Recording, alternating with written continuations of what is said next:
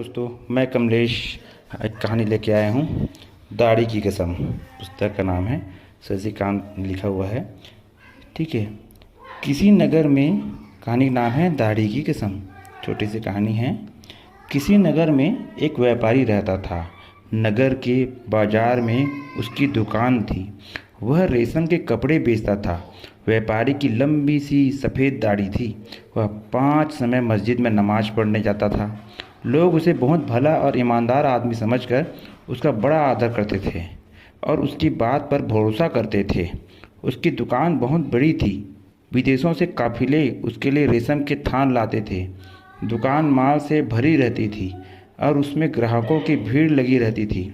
व्यापारी, जिसका नाम असद था, सारा दिन दुकान पर बैठा कपड़ा बेचता और ग्राहकों से बातें करता रहता था। उसमें एक अजीब आदत थी। जब भी वह बात करता, अपनी दाढ़ी पर अवश्य हाथ फेरता रहता। उसने बहुत सा धन जमा कर लिया था, परंतु एक समय ऐसा भी आया जब ग्राहकों के मन में उसके कपड़े के विषय में असंतोष पैदा होने लगा।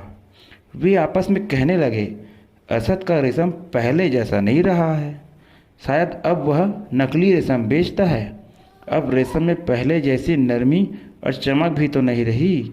बहुत से ग्राहक ऐसे भी थे जिन्हें उस पर अब भी भरोसा था। वे कहते, असद जैसा भला और ईमानदार आदमी नकली माल नहीं बेच सकता।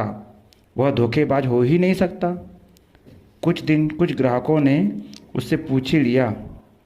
एक दिन कुछ ग्राहकों ने उससे पूछ लिया, भाई असद, वैसे तो हमें तुम पर पूरा भरोसा है, परंतु हमारे मन में एक आशंका पैदा हो रही है। असद ने पूछा, वह क्या? वे बोले, हमें ऐसा लगता है जैसे तुम्हारा रेशम नकली हो। क्या तुम हमें किसी प्रकार का विश्वास दिला सकते हो कि यह असली है? असद का हाथ तुरंत अपनी दाढ़ी पर पहुंच गया। उसने पूछा, क्या तुम्हें मेरी कसम पर विश्वास हो जाएगा? वे बोले, हाँ, क्योंकि हम जानते हैं तुम झूठी कसम नहीं खा सकते। असद दाढ़ी पर हाथ फेरता हुआ बोला, खुदा की कसम, यह बिल्कुल असली है।